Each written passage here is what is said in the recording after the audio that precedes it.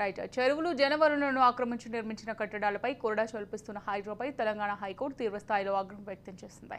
అంత ఆగమేఘాల మీద కూల్చేసిన అవసరం ఏమొచ్చిందని ప్రశ్నించింది. చనిపోయే వ్యక్తికి కూడా చివరి కోరిక అడుగుతారని, ఆ పని మీరెందుకు చేయడం లేదని ఆగ్రహం వ్యక్తం చేసింది. సంగారెడ్డి జిల్లా అమీన్పూర్ కూల్చివేతలపై పలువురు బాధితులు హైకోర్టును ఆశ్రయించారు. నేడు విచారణ జరగా హైడ్రాను హైకోర్టు పై విధంగా ప్రశ్నించింది. శని ఆదివారాలు, అది కూడా సూర్యాస్తమయం తర్వాత ఎందుకు కూల్చివేతలు చేపడుతున్నారని, సెలవు రోజుల్లో నోటీసులు ఇచ్చి హడావుడిగా ఎందుకు కూలుస్తున్నారని నిలదీసింది. ఆ 2 రోజుల్లో కూల్చకూడదని గతంలో కోర్టులు ఇచ్చిన తీర్పులు మర్చిపోయారా అని తహసీల్దార్ను ప్రశ్నించింది. చట్టానికి వ్యతిరేకంగా వెళ్తే ఇబ్బందులు పడాల్సి వస్తుందని హెచ్చరించింది. ప్రభుత్వ ఆస్తుల రక్షణ పేరుతో అమాయకులకు ఇబ్బందులకు గురి చేస్తారా అని హైకోర్టు ప్రశ్నించింది.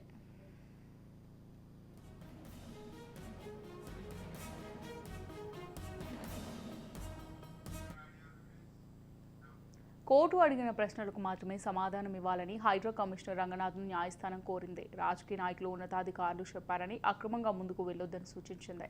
కూల్చివేతకు యంత్రాలు, సిబ్బంది అడిగితే సమకూర్చామన్న రంగనాథ్ వ్యాఖ్యలపై హైకోర్టు ఆగ్రహం వ్యక్తం చేసింది. చార్మినార్ కూల్చివేతకు యంత్రాలు, సిబ్బందిని అడిగితే ఇచ్చేస్తారా అని ప్రశ్నించింది. ఇకపైన ఇలాగే జరిగితే స్టే ఇస్తామని హెచ్చరించింది.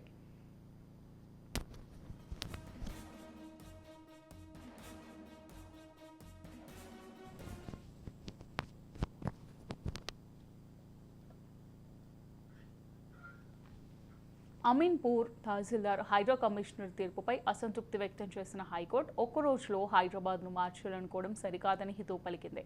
ఎఫ్టీఎల్ నిర్ధారించకుండా అక్రమాలు ఎలా తేలుస్తారని ప్రశ్నించింది. మూసీపై 20 లంచ్ మోషన్ పిటిషన్లు దాఖలయ్యాయని, ఇది అరుదైన కేసు కాబట్టి అధికారులను పిలిచామని పేర్కొంది. ట్రాఫిక్ సమస్యను పరిష్కరించాల్సిన బాధ్యత కూడా హైడ్రాదేనని, కానీ వాటిని పట్టించుకోవడం లేదని, నిబంధనలు పాటించుకుంటే హైడ్రా ఏర్పాటు జీవోపై స్టే ఇవ్వాల్సి ఉంటుందని హెచ్చరించింది. హైడ్రా ఏర్పాటు అభినందనీయమే, అయినా దాని పనితీరుపైనే అభ్యంతరం ఉందని చెబుతూ తదుపరి విచారణను అక్టోబర్ 15కు వాయిదా వేస్తుంది. అప్పటి వరకు యథాతథ స్థితి కొనసాగించాలని హైడ్రా అమీన్పూర్ తహసీల్దార్లను ఆదేశించింది.